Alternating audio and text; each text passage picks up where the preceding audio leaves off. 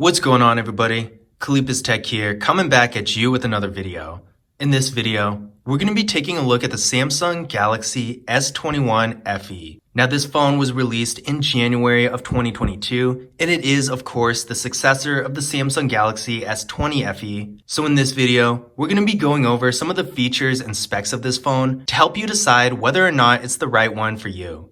Now, before we go any further, I do want to remind you to go ahead and hit that subscribe button. It helps out the channel a lot. But with that being said, let's get started. So this phone has a 6.4-inch dynamic AMOLED display with a resolution of 1080p, a PPI of 411, an aspect ratio of 20:9, and a screen-to-body ratio of about 85.3%. So this display is definitely really high quality. It's going to be up there with the higher end flagship phones. The image is really sharp and clear, and the dynamic AMOLED display really makes the colors look super nice, really bold and bright. So overall, if you're going to be doing lots of content consumption, this is going to be a good thing. And speaking of content consumption with this phone, we are getting a 120Hz refresh rate, and that's going to make the movement on the screen a little bit faster and smoother. Now, you probably can't tell a whole lot just through this video, but just know that when you're doing content consumption, whether you're streaming a video, playing a game, something like that, it definitely will make somewhat of a difference. Now, the size of this display is actually pretty good as well. While it's not the biggest display out there, at 6.4 inches, you're still going to get the benefits of having a larger display. So things are going to show up decently large on here. You'll be able to see things clearly, all that. But at the same time, it's not so large that it's uncomfortable to hold or carry in your pocket. Now, up top here, we got a hole punch for the front-facing camera. Looks real nice and clean.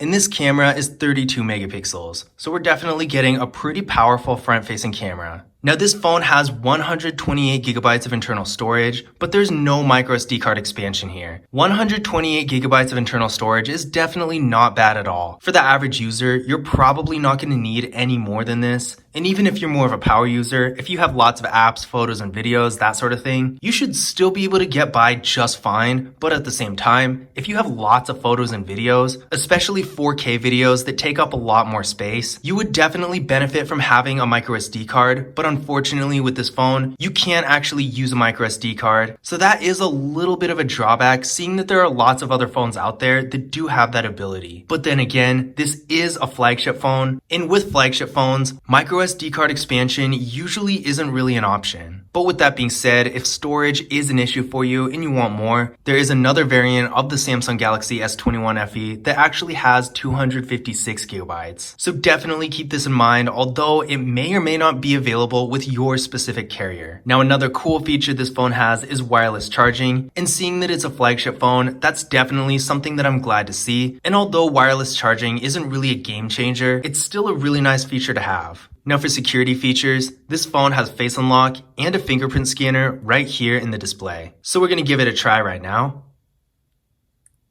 There we go, one more time. And there we go. So as you can see, this fingerprint scanner is really fast and responsive, and not only does it work really well, but I've always been a big fan of in-display fingerprint scanners because in my opinion, it gives the phone a much more premium look and feel. And again, this phone does have face unlock. Usually with Android phones at least, it is expected that they have both options when you get to the higher end like this. But then again, thinking about the iPhone 13, the iPhone 13 doesn't have a fingerprint scanner, and with that phone, you're only able to use face unlock, so seeing that with this phone, we do get both options, it is a nice thing to have. Now, taking a look at the rear camera setup, we got a triple camera here with a 12 megapixel main camera, an 8 megapixel telephoto lens, and a 12 megapixel ultra-wide camera. So this is definitely a nice setup, and it takes some real good photos as well. Now, you may have noticed there are a couple things missing that you usually find in lower end phones, one being a macro camera and the other being a depth sensing camera. But since this is a higher end phone with a higher quality camera than your average smartphone, the sensor in this phone is actually strong enough to not need a depth sensing camera for portrait mode. And in addition to this, as you're going to see in a minute, you don't really need a macro camera because the telephoto lens on this phone can actually take care of that feature as well. So to give you an idea of what this camera can do, here are some photos taken with the rear camera. As you can see, these photos are really high quality, Everything from the details, the colors, the brightness, it all looks really good. Definitely something you would expect from a flagship phone. So I would say no matter what you're taking photos for, whether it's a more casual purpose like sending a few photos to friends and family, maybe Snapchat or social media or something like that, or if you want to take more professional photos, whether you're doing mobile photography or maybe you're a real estate agent and you need to get photos of a property, whatever the case may be, the Samsung Galaxy S21 FE is going to be more than enough to get the job done.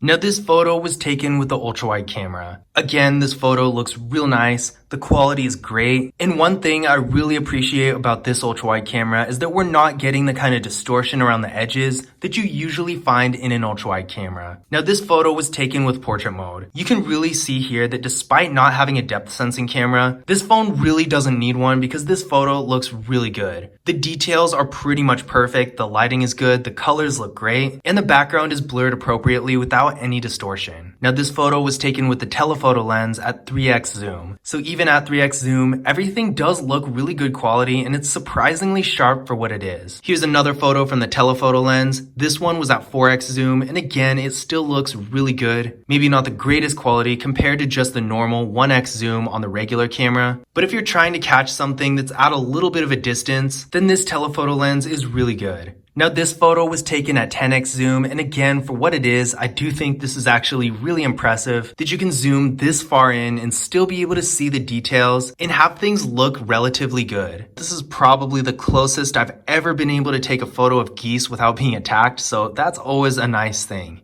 Now this is another photo taken with the telephoto lens. This was 3x zoom and like I was saying before, this really just goes to show that the telephoto lens can actually take the place of a macro camera. So even though this phone doesn't have a macro camera, you can still get those nice close-up detailed images. Now, it's debatable whether or not the details are going to be quite as sharp as an actual dedicated macro camera, but compared to the macro cameras on lower end phones, I definitely think this photo taken with the telephoto lens is really comparable, if not better than most macro cameras in the mid-range and entry level. Now for video with this phone, we're getting a max quality of 4K at 60 frames per second in both the rear and front cameras, so if you want to take some real high quality videos, you definitely can with this phone. Now as far as the audio quality goes, honestly, no phone is going to have amazing audio quality with the built-in mic, so if you really want to shoot some serious videos, you're of course going to have to get an external mic, but compared to lots of mid-range and lower-end phones, this phone is definitely going to have better audio quality than those. Now internally, this phone is getting 6GB of RAM with the Qualcomm Snapdragon 888 5G processor. Now keep in mind that with this phone, there is a variant out there that has 8GB of RAM instead of 6, but this specific phone in my hand is the 6GB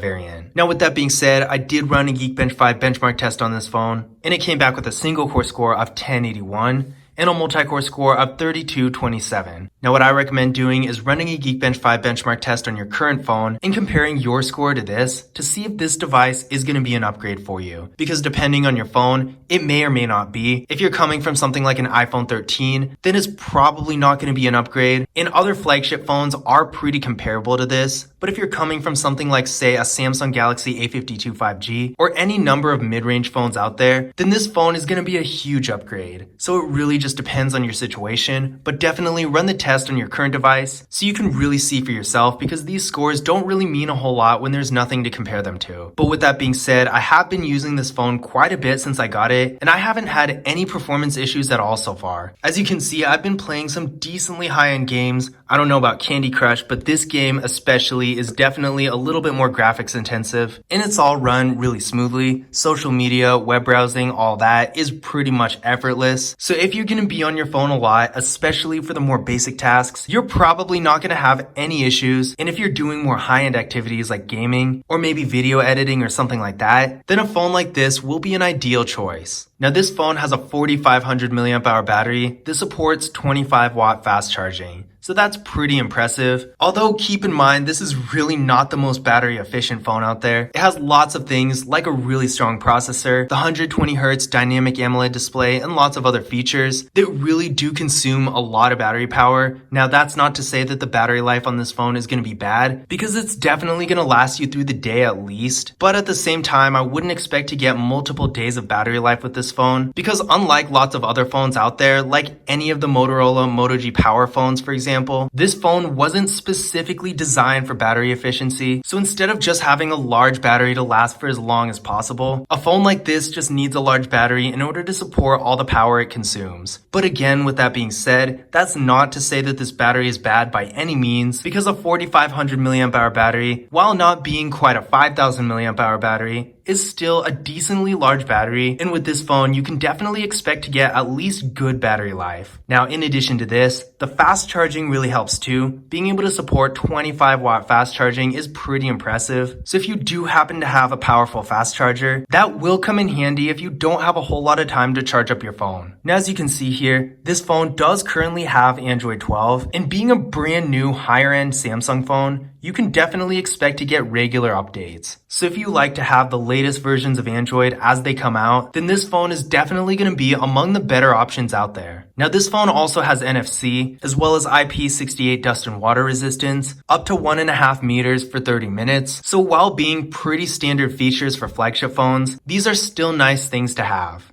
But now that we've gone over some of the specs of the phone, let's take a closer look at the device itself. So on the left side here, not a whole lot going on. On the bottom, we got the slot for the SIM card, the microphone, a USB-C port, and the speaker. On the right side here, we got the power key, volume down, volume up. On the top of the phone, we got the noise canceling microphone. On the back of the phone, we got our camera setup and our flash. And there's a Samsung logo right down here. The phone has a nice matte finish, and as you can see in certain lighting, it does show some fingerprints, but it's really not bad at all, especially compared to phones with a glossy finish. Now, as far as the actual design itself goes, this phone is pretty minimalistic, but it does look pretty sleek and modern, and overall, I would say it's a pretty nice looking device. Now, one thing about it though, is that even though it's technically a flagship phone, it doesn't really feel like one. The materials don't feel cheap by any means, but at the same time, they don't feel very premium either, and it doesn't have a ton of weight to it. I can tell you, compared to my iPhone 13 even, which is a smaller phone than this, the iPhone 13 does have a lot more weight to it, as well as more metal parts and glass overall. Now, does that really matter in the grand scheme of things? In my opinion, not really. But if you are expecting a more premium feel, then this phone might leave a little bit to be desired, because although it is technically a flagship phone, being part of the Samsung Galaxy S series, it's definitely still not the highest end there is. Compared to something like an iPhone, this would be something along the lines of the iPhone XR. It may be a flagship phone, but it doesn't have quite every single premium feature that flagship phones do. But again, with that being said, although it's not the most premium feeling thing out there, compared to the average mid-range phone, it definitely looks and feels higher end than most of those. Now, another thing you probably notice is that this phone doesn't have a headphone jack. Now, that's not unusual at all for a phone like this, but it's definitely something to keep in mind if you like to use wired headphones. Now, me personally, I don't even own a pair of wired headphones, so it doesn't bother me at all. But again, I know a lot of people out there do use those headphones, so if that does describe you, then you might want to look for a different device that actually does have a 3.5mm headphone jack. But in conclusion, my general thoughts about the Samsung Galaxy S21 FE. I've honestly been really impressed so far. I haven't had any performance issues. The camera has been great, and honestly, in my opinion, for my use anyway, the camera is one of the most important features of any phone. When you're browsing the web, going on social media, playing games, pretty much everything, you are going to get a real good experience with this phone due to it having so much processing power. And in general, it has the perfect balance of practicality and features that's going to give you a real good user experience. Now, keep in mind, this phone, being a flagship phone, is going to be on the pricier side. In fact, is probably one of the more expensive phones I've reviewed on this channel. So with all the performance and features you get with it, it definitely is going to come with a higher price tag, but I will be linking to the phone in the video description in case you want to learn more about pricing and availability, because this is always changing, especially nowadays with all the deals lots of carriers have. But in general, if you're looking for a phone with a great camera, a really good display, lots of processing power for higher end activities, and a good amount of extra features like wireless charging, NFC, and dust and water resistance,